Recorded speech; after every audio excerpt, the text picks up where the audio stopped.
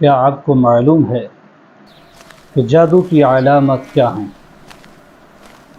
اس video کو دیکھنے سے پہلے چینل کو سبسکرائب کر لیں، کومنٹ کریں، لائک کریں اور آگے شیئر کریں۔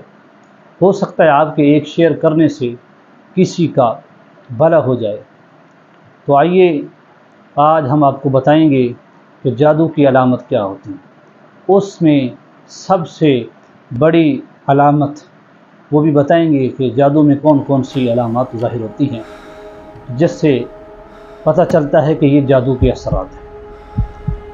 ناظرین، آپ کے جسم پر سیاہ دھبے، کالے نشان بننا شروع ہو جاتے ہیں، کبھی بن جاتے ہیں، کبھی دور ہو جاتے ہیں۔ اس کی کئی وجوہات ہیں۔ ڈاکٹر حضرات تو اس کے معائنہ کرتے ہیں، اس کے ٹیسٹ وغیرہ کرواتے ہیں، تو اس کی پھر وہ کچھ اور بیماری بتاتے ہیں۔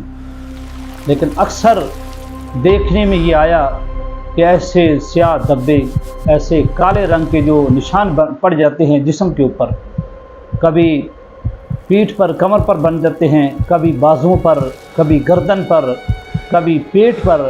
ایسی علامات جو تجربے سے اور بزرگوں سے یہ ملتی ہیں، اور جو امراض، جو ایسے مریض جو ان جادوؤں کا شکار ہے، جو ان جادوؤں میں شکار مبتلا ہو چکا ہے، تو ان کے جسموں پر ایسے نشان پڑ جاتے ہیں، ایسے دھبے بن جاتے ہیں جو سیاہ ہوتے ہیں، کالے رنگ کے ہوتے ہیں۔ تو یہ علامات، اس سے ظاہر ہوتا ہے کہ یہ علامات جادو کی ہیں، یہ علامت جادو کی ہے، اور ایسا جادو جو سخت قسم کا جادو ہے۔ اس میں آپ کو ڈرنے کی ضرورت نہیں ہے، پریشان نہ ہوں۔ یہ اتنا کوئی ہیوی، کوئی مشکل کام نہیں ہے کہ یہ ختم نہیں ہوگا۔ جس ذات نے انسان کو زندگی بخشی ہے، وہ ذات اس سے وہ داغ دھبے بھی، یہ تمام جادو، ہر قسم کے جادو بھی ختم کر دے گی۔ تو آئیے آج ہم آپ اس کو توڑ بتاتے ہیں کہ اس کا خاتمہ کیسے ہوگا، اس سے نجات کیسے کی جا سکتی ہے۔ صرف ایک ورد سے، صرف ایک وظیفے سے آپ کی یہ تمام پریشانی ختم ہو جائیں گی۔